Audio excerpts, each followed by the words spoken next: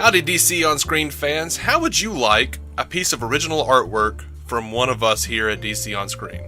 Alright, we're aware that you've never thought of that before, but here's the deal. We need your help. Because the internet is a giant monster that requires numbers and regular feeding times. And then these algorithm things that are like our personal demons that we can't defeat alone. Do the right thing. Go over to iTunes. Give us a 5-star review or a more honest review if you feel absolutely led to. And then email us at dconscreen@gmail.com. What we're going to need you to do is just write in an address. Tell us who you are. Give us whatever address you want us to send you something at. You know, if you don't want us to know where you live, send it to your neighbors and go steal his mail, whatever.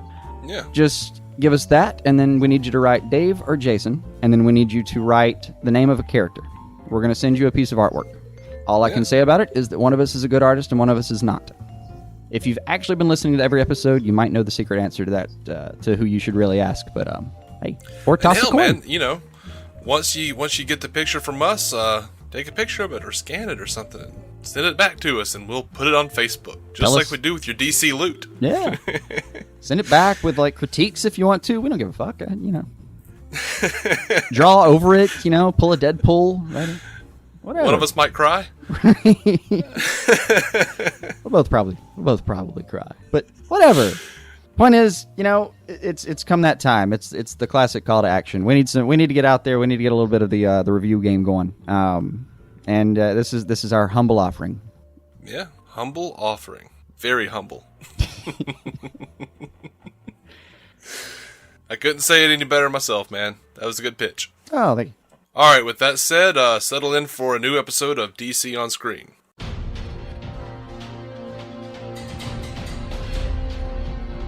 Welcome to DC On Screen. I am your host, David C. Robertson. This is my co-host, Jason. Hey! And, man, it has been long awaited, but we're finally here. Legends of Tomorrow. Legends of Tomorrow, Episode 1, Season 1, Pilot, Part 1. Pilot 1. So, you know, oh, man, Rip Hunter. Oh, man. Yeah. I can start out by... my first comment would be this. I haven't had this much fun watching a premiere in a while. Yeah. I squealed Gideon. Yeah. I mean, dude, 100% fun front to back for me. I realize that 50% of the internet, based on what I've seen, disagrees. Poppycock. What? What do you mean? Who disagrees? Oh, people had problems with the episode, like, oh, it's a little clunky, and it's a little bit of, there's a lot of exposition, like you can't do any dialogue that's not. Of course there fucking is. There's like 11 characters in this ensemble cast. Yeah. There are 11 fucking characters that we know were established characters. Of course there is. I thought they did a fucking great job with it most of the time, though. Yeah, I had qualms, and actually, just as I did with the Arrow and the Flash, Bethany Johnson wrote into us, that's my girlfriend, and she said, I fully enjoyed the premiere of Legends, as did we, obviously. She said, here are my qualms. I really liked Professor Stein, but he was incredibly selfish to have drugged Jefferson to get his way. I agreed. I actually wrote down something in regards to Stein getting all Cosby on that shit. Right. She said, Stein... I supported it in a way that was like later he says, I'm doing him a favor. I believe that he believes that. Yes. I can't fault, like, I think I might have made the same decision. If you told me I could travel back and forth in time, dude, I don't know. I don't think I have enough respect for people's personal space not to fucking completely fuck them over. I think I'll probably do it.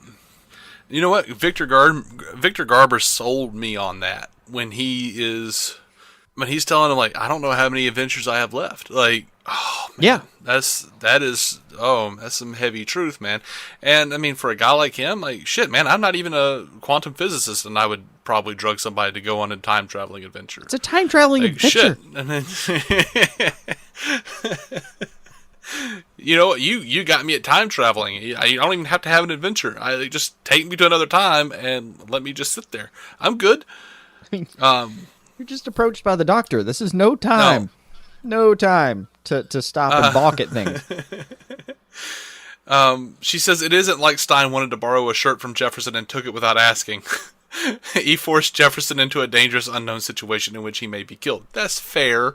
That is all accurate, But, and I still would have done it. but I'm like, I don't remember. Like, what does Jefferson have in his time? I'm not even going to go that deep with it. I'm going to sit here and judge the guy. I'm not even going to make it sound like I was trying to do him a favor. I'm just going to tell the guy, dude, fuck you. You're coming with me because this is how it's going to be. I'm sorry. Here's the unfortunate thing. Like, because like they tried to have this scene between Jefferson and Stein. And Jefferson's like, I'm not going anywhere. I'm 20 years old and I'm a mechanic. And I'm like, that's not an argument. That sounds like a great reason to hop on a damn ship and go somewhere. Right. I understand they needed to kind of flesh out Jefferson a little bit for the audience, but how much more would you have liked to have seen Stein actually talk to his wife? And be like, hey, do you mind if I go on a time traveling adventure and maybe never come back home? Right. No, I mean, we've seen the trailer. And either I'll never be back again, or I'll be back exactly like right now, and you'll never notice I was gone. Yeah, and there's a shot in the trailer of like him looking at his hand, all Back to the Future style, and like Stein's ring is disappearing, his wedding ring. So I'm assuming in Pilot Part 2, he's gonna do something. I don't know if it's Pilot Part 2, but it's on the agenda. Yeah. Well, I assume it's Pilot Part 2 because they're still in 1975. Yeah, but we don't know how far back or forward they're going. Yeah, I mean, I don't know, but yeah. I mean, it could prove maybe that this addressed? she had an ancestor that he fucks up like a few hundred years before. We don't know. Yeah, I guess you're right. Bethany continues. She said, I hated Sarah Lance's white canary get-up. Her hair looked filthy and unwashed, and her outfit, sorry Cisco, was not white. It had a familiar tint to it. My grandmother recently found my flower girl dress from a wedding I was in 26 years ago. She found it in her attic, where it had been stored inside a paper grocery bag for over 20 years. The tint is called Old Filth. Sarah, you look like you needed a shower and a trip to the laundromat, buddy. I kind of agree. She's Ivory Canary. Yeah, she's rough looking. Yeah, she doesn't like the hair slick back thing. I don't know. I didn't care. She Honest to God, gross. like I have never enjoyed Sarah Lance more than I did during this episode. I didn't really have a problem with the costume. I mean, I thought it was a little bit odd. I didn't see. It's one of those costumes where you look at it and go, "Why do you want to move around in that? That's weird." Now look. My problem, more so than even that, was, dude, when the hell did Laurel have time in like 36 hours to make that suit? Or you get Cisco to make that suit? Yeah, I have that one written down in particular. Like, when did that get done? Like, Cisco's quick, Cisco? but damn. It is Cisco, and Laurel probably knows that like her sister pretty much can't stay away. Or, she told Cisco, like, hey, buddy, in Central City, my sister might actually, but we're both Black Canary. What happens if we both want to do the thing? He probably already had that shit made. I mean, the best headcanon I can come up with for it is that this was just a great opportunity for her to present the pitch that she was going to do anyway, where she had Cisco design like a white canary thing, and she already had the whole speech planned about like, why don't you try to live in the light and all that. And Laurel's character, like that actually doesn't strike me as something that she might not do. That's believable for me, but that's a lot of backup stuff to explain. Dude, why did you have that ready already? Yeah. Oh, excuse me. I tell you, her in the bar fight, phenomenal. Yeah, that was fun. Phenomenal. That was fun. Loved it. It is like the suit, even like the suit and the hair actually even compliment her. And I actually wrote it down. The way she's acting here, she's like, I say we go get weird in the 70s. Yeah, that looks pretty weird, buddy. I mean, that looks perfectly right. This is what getting weird in the 70s might look like. I kind of wish that instead of the dude coming over and being like, we're going to the parking lot, baby, man. Instead of that, he would have just come up and she would have expected him to do that, and everyone else would. The audience expectation was like, oh, here comes the jackass to do whatever. And instead of that, he's just like, excuse me, ma'am, why do you have a utility belt? Seems like a fair question. That seemed like a perfect question. Have a guy come up and be like, that utility belt is exactly what I need for my construction job. Where did you find it? Leaves Seems a card, to move with Mr. your Wayne. hips. I love the way it moves with you as you dance, and it looks like it would be a real help to me for discreet adventures I might be planning on having. No, you can't make him Wayne. You don't make him Batman.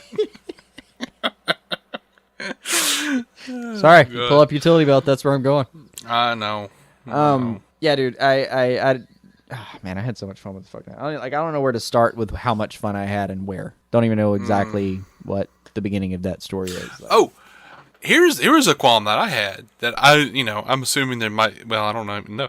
Okay, we have like Ray and Oliver's watching him on the monitor, and then like Ray like upsizes and takes out some dudes, and then all of a sudden Rip Hunter is there and he like flashes him, and knocks him out purportedly. Why isn't Oliver He just gets like all. It's a Men in Black machine, is what that is. Yeah. Is that what it is? So Oliver saw the flash and just said, "Oh, I don't know. I guess Ray's not there." Like I'm just sitting there going, like, why isn't Oliver just like scouring the city for Ray? Like, first Felicity, now this. That part I assumed. Like I was actually okay with that because there's like, okay, Arrow would probably scour the city a little bit, but he would have absolutely zero luck, and then Ray shows up not too long after. Yeah, but Oliver does not seem at all concerned or surprised to see Ray. And by the way, it's not a Men in Black machine because Mick woke up and like described him perfectly. So I don't mean the memory erasing machine. I just mean the giant flashing light and then everything changes part. But I was just thinking memory erasing thing because Oliver didn't care. No, nothing like that. It's just Oliver's just like, he's a superhero now. He's got this. I just watched a bearded guy drag him off somewhere, but whatever. He's good. Well, I assumed that. I really did. I assumed that kind of Oliver looked into it, but at the same time, he's dealing with Damien Dark and all this other crap, so he's really not got a lot of time to go dealing with Ray shit right now. Ray's got a super suit. He can handle his fucking self. I guess. But every single time, if Oliver's on another show, he's always got he's got more levity than he does in his show. Every single time. Every time. He's funnier here and more charming here than he is on his show. Yeah, he is. I mean, even just the fake bravado, like it's just a bunch of guys with guns. You got a super suit, you're fine, right? Still more fun. Now I did see a complaint. And I did have the same complaint that, like, why isn't Ray concerned about Felicity? Why isn't he like, hey, how's Felicity or anything? Apparently there is, actually, I saw it. Brandon Routh said that there was a scene that they deleted where he actually asks Oliver, when he shows up, he asks Oliver, is Felicity okay? How's she doing or whatever? And they cut it for time. So this should be a deleted scene somewhere on a DVD, I guess. Okay. I mean, I'm sure I could nitpick the crap out of that. Like, maybe there's... What did that cost? 5.5 seconds to do or something? I'm sure there's some moment we could have cut out somewhere, but it's not the end of the world for me. It's really not because Ray knows that my she's few in, nitpicks. Well, it's like he knows she's in trouble, but he also knows that she survived the surgery at least at this point, and time travel. So time travel. Yeah, I mean, again, I may just be like diving truly. Deeply diving into just how shallow I am here, but time travel? So, sorry, Felicity? Yeah. Plus, I mean, he's breathing. Rip specifically says... Yeah. Like, Rip specifically says that you're going to come back to exactly this moment. So, to me, Ray would figure like, well, okay, go have the John adventure, and then I'll come back and deal with Felicity then. Or I can just go back and fix it. Right. Whatever. That'd be good. I did enjoy. He tells Oliver he's a time master from the 22nd century. Kind of hard to Google. Yeah, that was a really good line. That would be a good. All right, they could do both of these problems in one episode. If Ray does come back and attempt to fix the shooting, that'd be a fun scene. Like where you get to see how much Ray actually does still care, and I'm sure he does. He's just the kind of guy who would still care. But when he tells Oliver, "I died once." Nothing happened. Yeah, no one cared. Dude, like, shit. That is some deeply existential, you got to go figure yourself out kind of thing. It just is. Yeah. All of yeah, man. And that's got to suck, too. That's the one of the hidden mercies of death is not really getting to see what effect you had for good or ill on the rest of humanity. And, man... And this dude is a genius billionaire who can create all these cool things, and no one cared. All of it mattered exactly nothing. Yeah, I mean, it's a brutal argument. And then it's a hell of a recruitment pitch too, to be able to go up to people and tell. And the way he describes it at the end of the episode, like when this is what you're going into. I'm sorry, but if like the way Rip when Rip finally confesses about everything, like, no, you're not legends. I made all that up. I had to. I'm sorry. Yeah, you were chosen specifically because none of you matter. Yeah, and that's got to be. I know that's an emotional roller coaster, but it's two wonderful pitches back to back. Like, on the first thing, he tells everybody, like, you're so special. I could have gone to any time, any place, anywhere. I picked this spot. Well, fuck, how do you turn that down, right? And then, like, obviously, the first person to speak up and go, I'm in, is Ray. It just should be Ray. And, like, it's followed directly by Martin, right? And when he comes back to it later, like, you completely demolish the standing of your first pitch, but that's got to be just as devastating to hear and just as hard to say no to. Was, no, I picked you because you're completely fucking meaningless. Would you like to do something about that? Yeah. Do you not know why they... It made sense to me after watching this first episode why that article a few weeks ago said that they were the Avengers but sadder or something, or like the sad version of the Avengers, whatever it was. It's just like, oh, man. The Avengers of Sadness, I think, was the phrase. Yeah, it was just like, oh. I still don't like the phrasing. Semantically, it's ripe with irresponsibility, but other than that... I know. But, dude, I mean, when Boardman dies, like, right after we find out that he's the son of the Hawks or whatever we're calling him. Yeah. The Halls or whatever. Oh, that was rough, man. It was.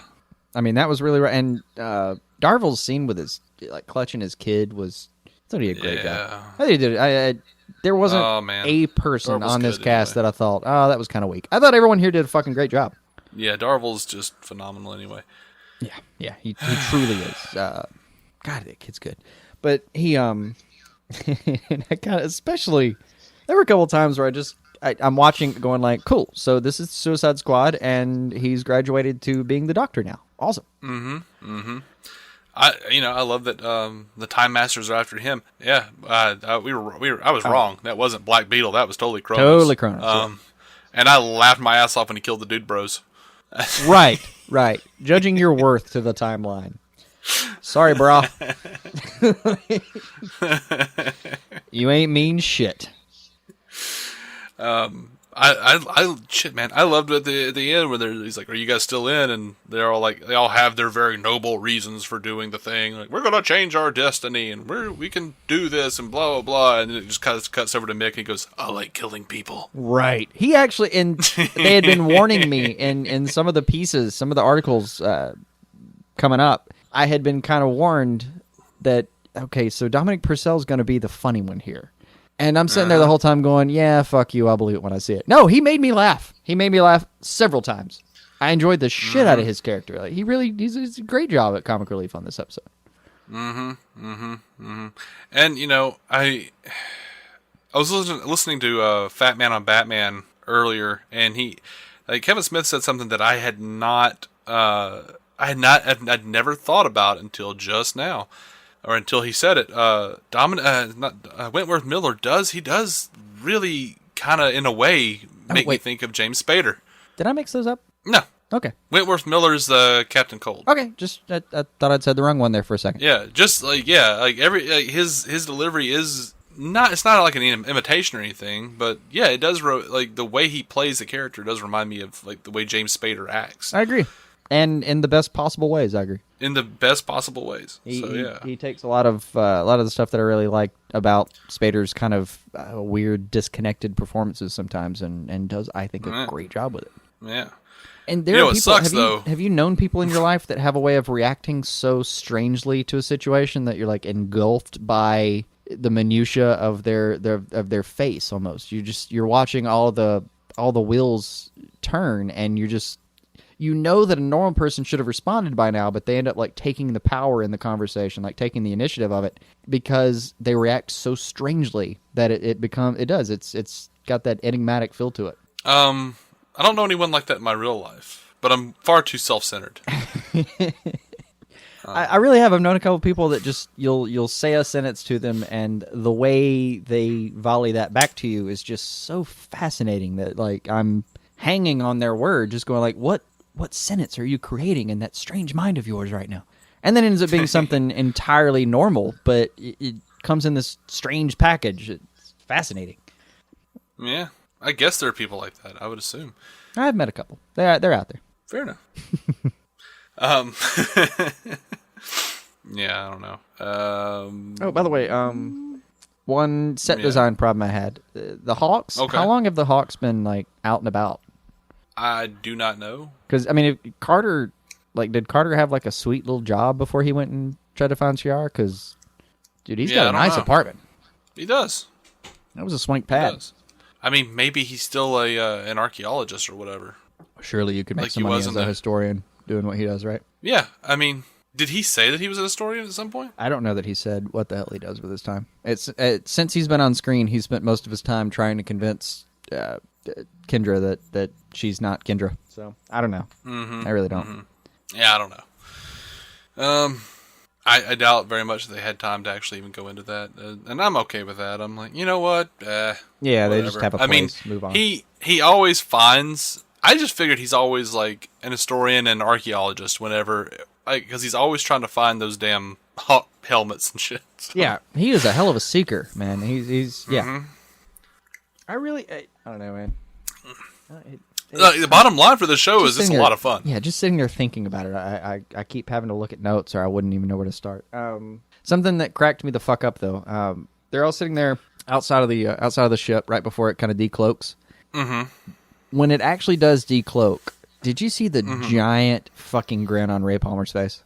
Yes, I actually wrote it down. I wrote, let's see, Ray's childlike big shit-eating grin at the Wave Rider. Yeah. It's just, I don't know that he's ever been this happy. Yeah, absolutely not. Like everyone else is a little bit, oh my God. And Sara just kind of thinks, well, that's pretty cool. I mean, come on, she's come back from the dead. A ship isn't going to completely knock her dick in the dirt. But yeah, Ray is just taken. I think he wants to make romantic advances toward the ship. Mm-hmm. Probably. I don't know that I blame him. Yeah, I guess. Yeah. So. Oh, and a particular line that I loved when they decided they're going to go get crazy in the 70s. I believe it was weird, actually. Go get weird in the 70s or whatever. Yeah. So Jackson's character is going to hang out. He says, "Y'all just going to leave me here?" And Snart tells him, like, "I said I'd take care of you," meaning your ass is going to stay right the hell here. Mm-hmm. I liked that one. I like it, but it was the first hint you might see of like maybe Snart could lead this team. You know? Oh yeah. I even love when he was like, we go out for a drink and come back, and you guys have started a fight with Boba Fett. Right. Good job. Okay. And not only did they sneak in a Star Wars reference, like when Kronos is throwing the thermite bombs at the Wave Rider, Jack says, "Don't you have some kind of photon torpedoes?" I heard photon Star torpedo. Trek reference. I was like, man, you got all the way the fuck around on this one, didn't you? You did. I was just waiting for Sam Beckett to show up. I don't know. Right. You've already got who just all over the board. You've got that. Yeah. Where's the Doc Brown reference? I don't know. Yeah, seriously. Yeah, like if a DeLorean had rolled by at some point in the background, you'd be like, "Yep, that makes sense."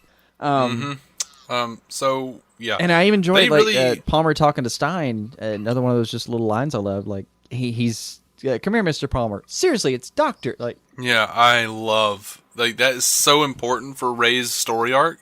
I love that Martin Stein can't remember a fuck. Like even Ray is like an ignored version of that dude. What is that dude's name? I can't remember his name. Elon Musk. He's like an ignored version of Elon Musk. But say, if you can't remember his name, point taken.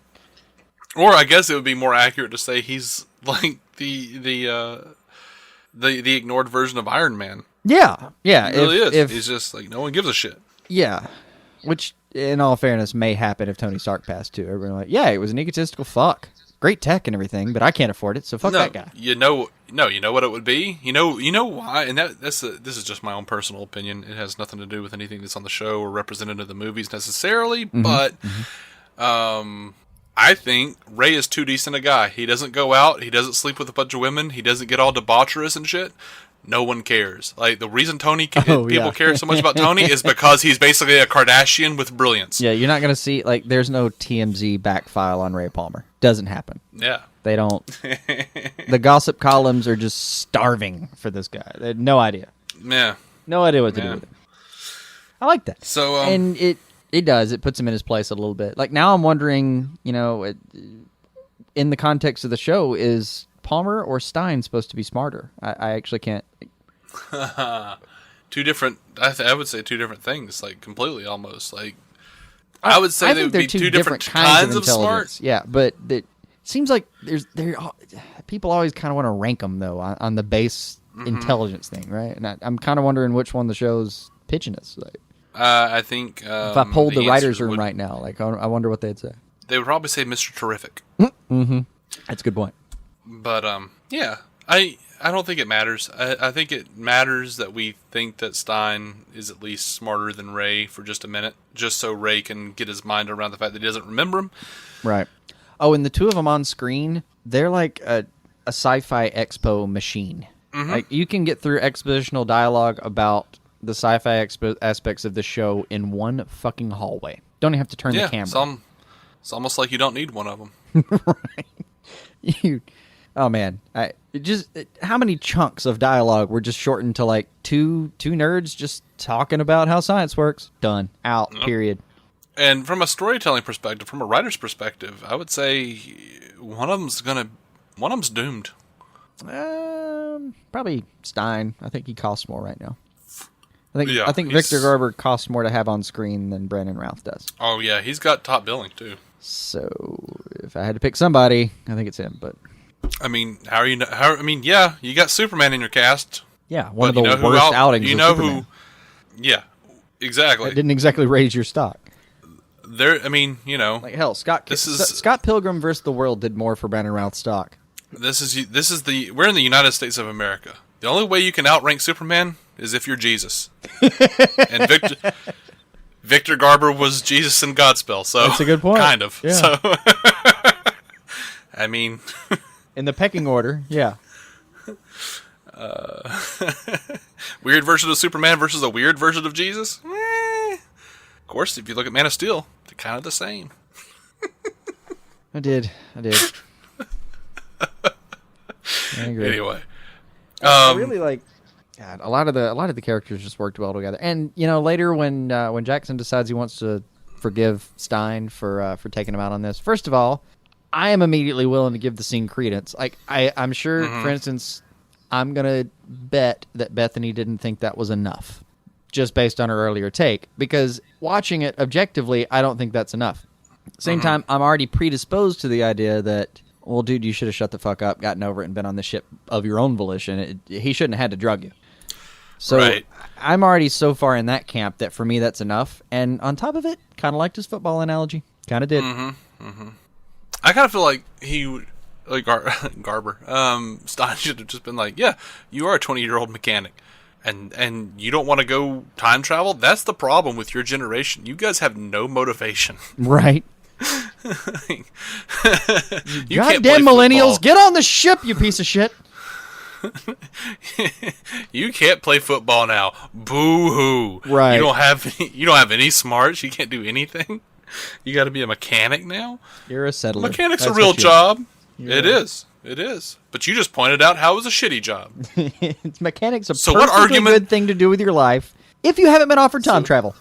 So what argument are you making here, sir? I can come up with any number of jobs that are perfectly good ways to spend your life and support your loved ones. And all of them are trumped by until you're offered time travel as the alternative. I mean, we're sitting here trying to figure out who's smarter, Ray or Stein. You're telling me that Stein couldn't lawyer Jackson to getting his ass on the ship without drugging him? Come on, man. I just think it was a time constraint situation. Yeah. Well, I think it was important to see him do all possibility. Like, I figure if you're going to drug somebody, you've got like one chance to do that. Yeah, and I really hope that because if they were already arguing about it, and he's like, you know what, have a drink. No, have a drink, damn you. Yeah. Yeah. I really hope what they were going for is they really wanted us to think that it was really bad, a really terrible thing to do, because that would very nicely shows us, like, yes, he is this damn desperate, like, to have this final adventure or whatever. Right. That part worked for me. And I even liked, Jackson kind of telling him, like, dude, you didn't look like, watching you run across that field, you didn't look like you were on your last adventure. Mm-hmm. Kind of like that, too. Oh, by the way, and I had missed this note and we were talking about it earlier, but Bethany, I have Gray Canary question mark as one of my notes. Nice. I'd forgotten about Nicely that. done. I ran out of room on that page and started writing down the margin in an opposite direction, so I hadn't read it until just now. Right. You know what shit would have looked like? It looked like when you like cook a piece of cod, like codfish. Like when you look at the skin of a codfish. Yeah. Ugh. Anyway, that's all I've got on Legends tomorrow, man. It's a big actiony show full of lots of fun, and I can't wait for the next episode. Yeah, that was huge for me. And by the way, it's not like they've given us a little bit to deal with. Like you got Vandal Savage tromping through time, having his way with it, and then the guys they sent in from another direction. Like Kronos took on that entire team. Mm-hmm. Formidable. It was going to be a lot of fun. Formidable. It's going to be a lot of fun. I mean, the last thing I wrote down before I flipped the page and went on to the next show. I had to watch a couple of these in succession this week. Last thing I wrote down was I'm in love. That's it. That's my last note on the show. That's fair. I am. I'm taken. I have warms and fuzzies. By the way, what is Jefferson's last name? I don't know. New Firestorm? Is it Jackson? I thought his name was... Oh, Jesus Christ. What have I done? Now I've gotten confused.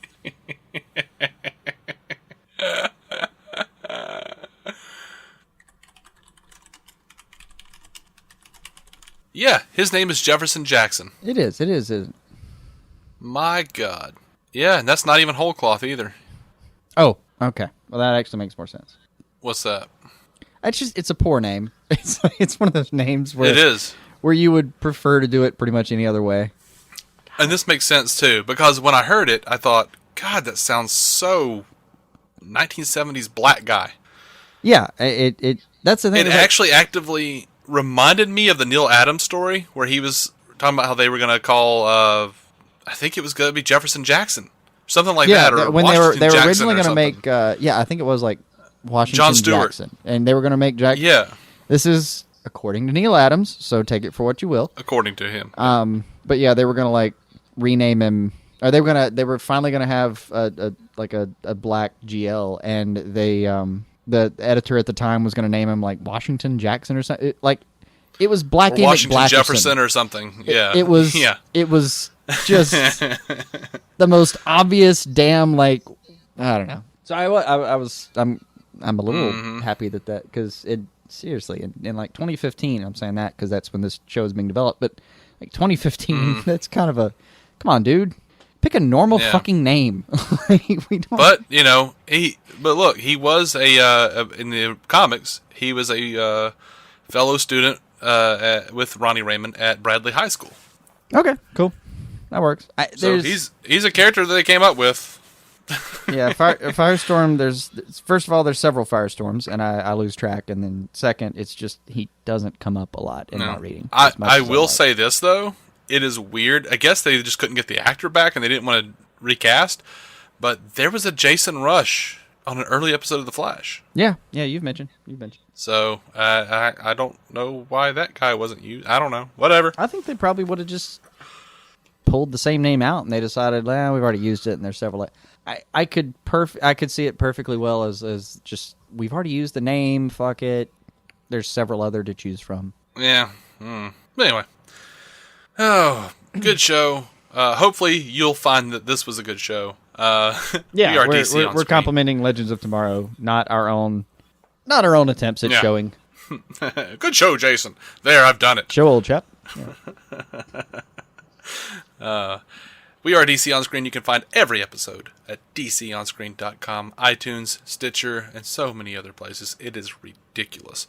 And there's going to be plenty of shows coming up, unless one of us dies. And, probably the other one will keep going on. I don't know. We'll do it for the other one. Anyway, that's weird. I don't want to talk about that. We'll be all plucky. One for the Gipper. Gippers and kippers. That's what we talk about on this show. There you go. That's what we're into. We are a proud member of the Giant Size Team Up Network. If you would so So, like, you can go check out the Marvel Cinematic Universe podcast with our friends Matt Carroll and Jeff Randall. And they are our friends. I'm not just saying that just to say that. Hell, I got a picture of me and Matt on Facebook. Go check that out and like us and fan us and do all the things that you're supposed to do, to support us and be like all, and we'll be like, and everybody will be all happy. Yeah. I mean, we still got like... I'm so sorry. We got a news episode coming up. So He's sorry for all the kissing I'm gonna get sounds. to And that. I am too, because I've avoided... I've spent so much of my life around you and yet never had to hear you make kissy sounds. And you've broken that trust today. There's a first time for everything, sir. Sometimes the betrayal has to happen. Right. Betrayal is inevitable in an infinite universe, right? For sure. I mean, we're going into the multiverse now, man. Everything is 100% probable. With that in mind, keep some DC on your screen. We'll see you soon.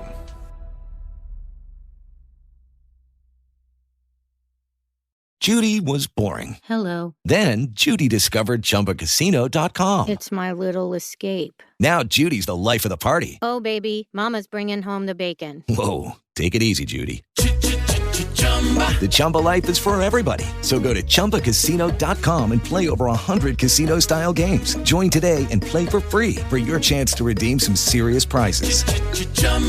ChumbaCasino.com. No purchase necessary. Void where prohibited by law. 18+ terms and conditions apply. See website for details.